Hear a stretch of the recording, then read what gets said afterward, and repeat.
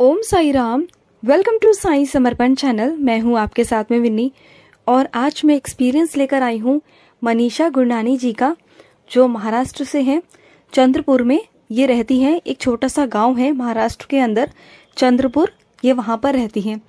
तो इनका एक्सपीरियंस बहुत ही प्यारा एक्सपीरियंस है। आप सब सुनिए कि जब हम भटक जाते हैं ना, जब हम रास्ता छोड़ देते हैं, बाबा को छोड़ देते हैं, तो बाबा किस तरीके से बाबा अपनी ओर खींच लेते हैं ना अपने बच्चों को। बस यही इनका बहुत प्यारा एक्सपीरियंस है और किस तरह से बाबा हर एक चीज से बचाते हैं, हर एक प्रॉब्लम से बाबा कैसे बचाते हैं और कैसे बाबा हमेशा साथ रहते हैं।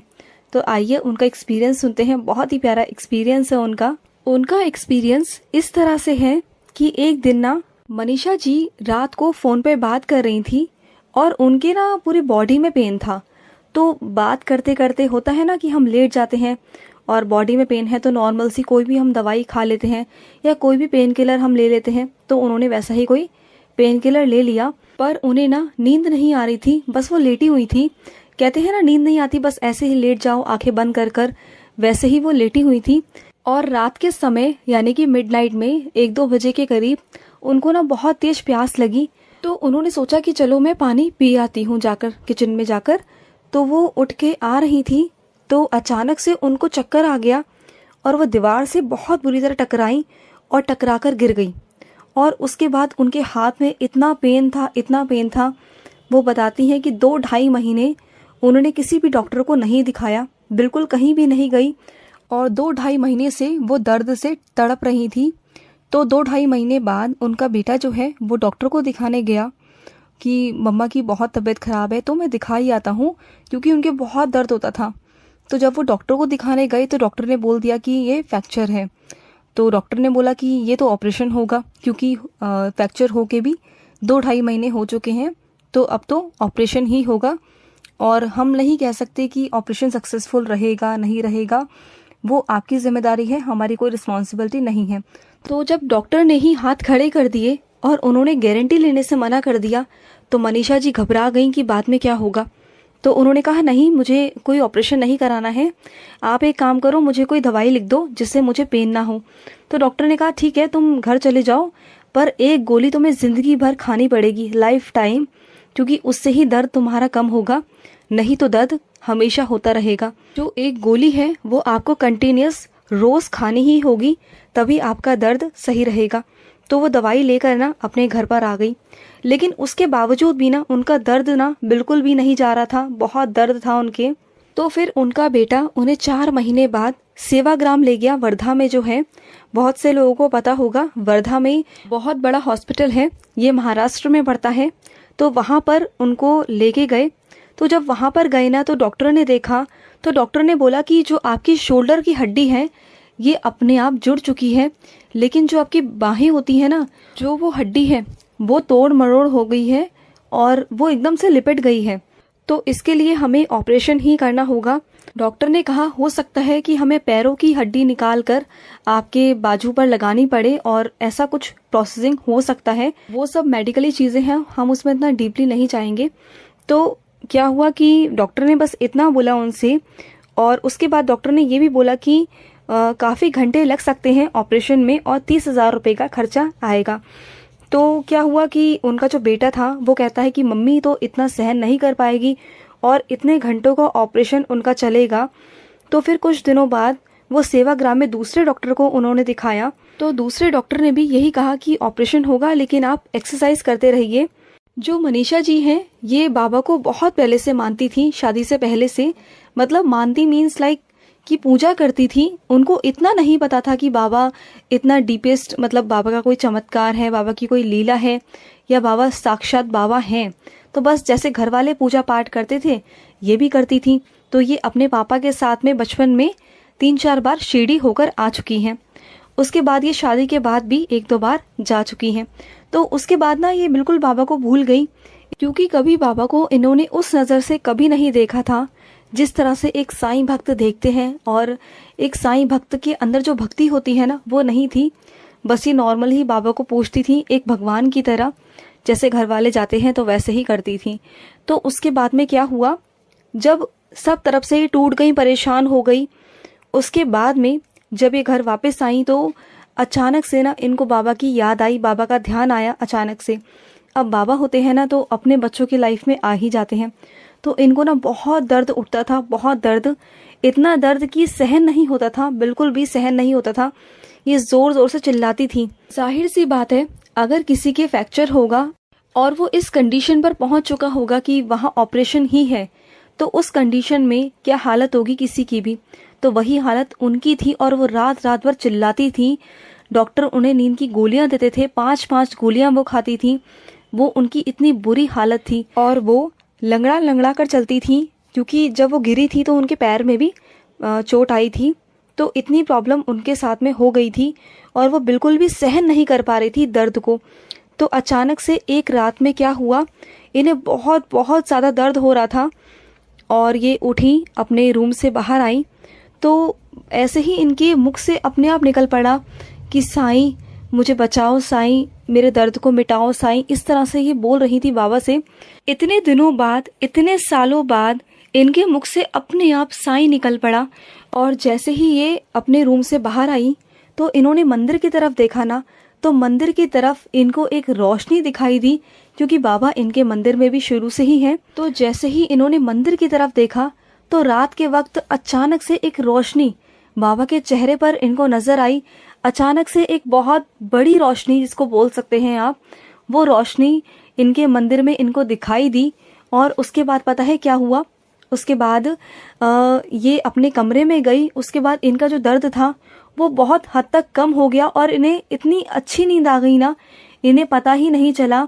जो ये 5-5 गोलियां खाती थी नींद की, इन्हें होश भी नहीं था और इतनी अच्छी गहरी नींद में ये सो गई।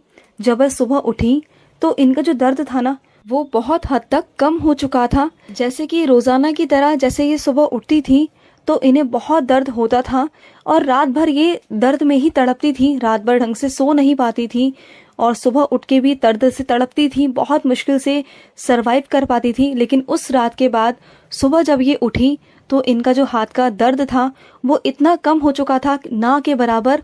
और इनके अंदर ऐसा महसूस हो रहा था कि इनके अंदर ना शक्ति आ गई है, एक हिम्मत आ गई है, जो हल्का फुल्का भी दर्द है ना उसे सहन करने की। और ये कुछ दिनों बाद चंद्रपुर में ही अपने बेटे के साथ में कहीं डॉक्टर को दिखाने गई तो इनको ऐसा लगा जैसे कि वो ठंडी हवा का झोंका है ना, वो जैसे बाबा ने इनको स्पर्श किया हो। ये अपने बेटे के साथ में गाड़ी में जा रही थी डॉक्टर को दिखाने और जैसे कि मैंने बताया, एक ठंडी हवा का झोंका इनको टच किया, इनको स्पर्श हुआ और ऐसा लगा जैसे बाबा हैं और बाबा इनकी गाड़ी के पीछे वाली सीट पर बैठे हैं और वो साथ चल रहे हैं। और अचानक से ना इनके अंदर एक उमंग, एक उम्मीद और खुशी ऑटोमेटिक ये बताती है, मुझे पता नहीं था कि मैं अचानक से अंदर ही अंदर खुश हो रही हूँ कि अरे बाबा मेरे साथ बैठे हुए हैं। अंदर ही अंदर खुशी हो रही है। इनको ये महसूस नहीं हो रहा कि मेरे फ्रैक्चर है या मेरे दर्द है या मैं डॉक्टर को दिखाने जा रही हूँ, ना कुछ नहीं, सिर्फ खुशी। इतनी खुशी थी, ये बताती हैं कि ऐसा लग रहा था कि बाबा हैं तो सब मिल गया मुझे, मैं बहुत सुखी हूँ इस जीवन में, मुझे बहुत आनंद आ रहा था। ये ऐसा बोलती है कि उस वक्त ना मुझे बहुत आनंद आ रहा था और मैं हंस रही थी, बाबा को देख देकर मैं हंस रही थी, मुस्कुरा रही थी कि बाबा मेरे साथ है। जब ये हॉस्पिटल में पहुंचती है, अपने वॉकर से ये अंदर तक गई।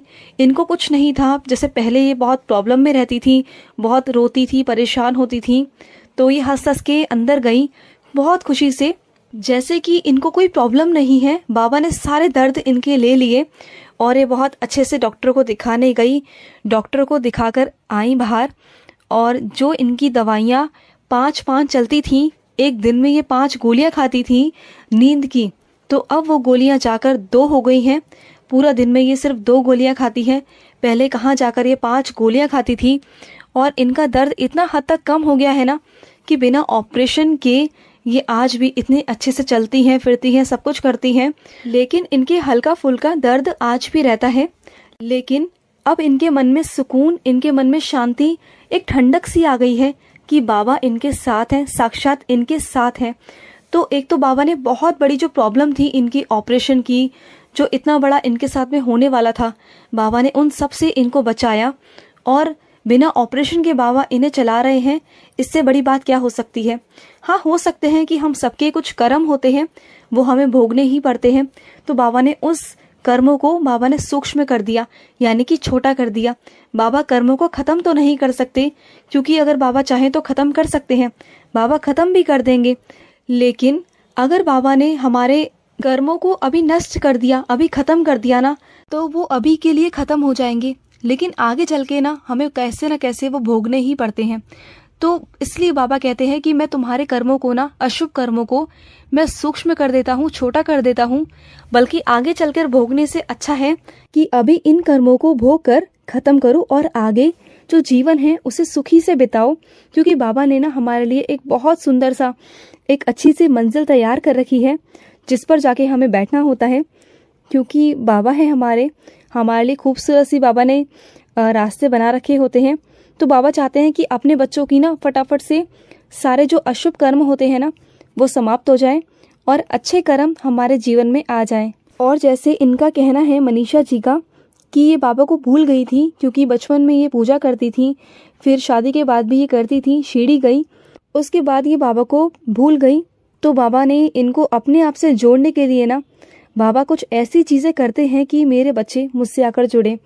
तो बाबा बहुत सारी चीज़ें, लीलाएं ऐसी ऐसी करते हैं कि कैसे भी मेरा बच्चा आकर मुझसे बिछड़ जो गया है ना, वो वापस से मेरे पास आए, मुझसे जुड़े। तो देखिए बाबा ने इनके अशुभ कर्मों को थोड़ा बाबा ने कम किया। मैं नहीं कहूँगी कि अशुभ कर्म अभी के हैं, कुछ पिछले जन्म के कर्म होते हैं हमारे, हमें नहीं पता होता कि हमने पिछले जन्म में क्या कर्म किए हैं। हम इस जन्म में सारे अच्छे काम करते हैं, लेकिन हमारा जो पीछे का जो हिसाब किताब है वो तो हमें पूरा करना ही होता है ना। तो बस यही चीज़ें हैं। तो बाबा ने उनके कर्मों को पहले छोटा किया और अपने आप से जोड़ा। हम ये नहीं कह सकते हैं कि बाबा ने अपने आप से जोड़ने के लिए इन्हें तकलीफ दी, नहीं, बाबा कभी अपने बच्चों को तकलीफ नहीं देते, बल्कि बाबा ने इनकी तकलीफ़ों को कम किया है। क्योंकि इनके जो लिखा था ना वो तो होना ही होता है, बस ईश्वर उसे कम कर देते हैं। अगर हम ईश्वर से जुड़ते हैं ना, अपने गुरु से, अपने परमात्मा से जुड़ते हैं ना, तो वो हमारे कर्मों को छोटा रूप में कर देते हैं। इनको बाबा संकटों से बचा रहे हैं और बाबा हमेशा इनके साथ होते हैं। बाबा एहसास कराते हैं कि मैं हमेशा इनके पास हूँ। और सबसे बड़ी बात यह है कि इतने दर्द में, इतनी प्रॉब्लम्स में इनके अंदर सुकून है। ये सबसे बड़ी शांति, ये सबसे बड़ी खुशी है कि बहुत सारे लोगों के पास में बहुत कुछ होता है, एक स्वस्थ शरीर होता है, लेकिन सुकून नहीं होता, शांति नहीं होती। जो ये चीज़ें हैं ना, ये बहुत अनमोल है। ये उन्हीं को मिलती है जो बाबा के बच्चे होते हैं। कहते हैं ना, अगर बाबा साथ में है ना तो दुख में भी दर्द का एहसास नहीं होता। तो वो वाली कंडीशन है इनकी, वो वाली परिस्थिति है कि बाबा कभी भी दुख में दर्द का एहसास नहीं होने देते। तो बस यही है बाबा की निशानी, बाबा का एहसास, बाबा का प्यार हम सब बच्चों के लिए। और बाबा हमेशा एहसास कराते हैं कि वो हम सबके साथ में है, और बाबा डेफिनेटली सबके साथ में है। बाबा सबकी प्रॉब्लम्स को दूर करेंगे, जल्द करेंगे। बस बाबा को कसकर पकड़ कर रखिए, विश्वास से रखिए, कभी उन्हें छोड़िए मत, ठीक है। तो अगर आपके भी कोई अनुभव है तो स्क्रीन पे चल रहे नंबर पर आप हमारे साथ शेयर कर सकते हैं। अगर आप हमें व्हाट्सएप करना चाहें तो आप हमें व्हाट्सएप भी कर सकते हैं। तो चलिए मिलते हैं नेक्स्ट वीडियो में, तब तक के लिए ओम साई राम, जय साई राम।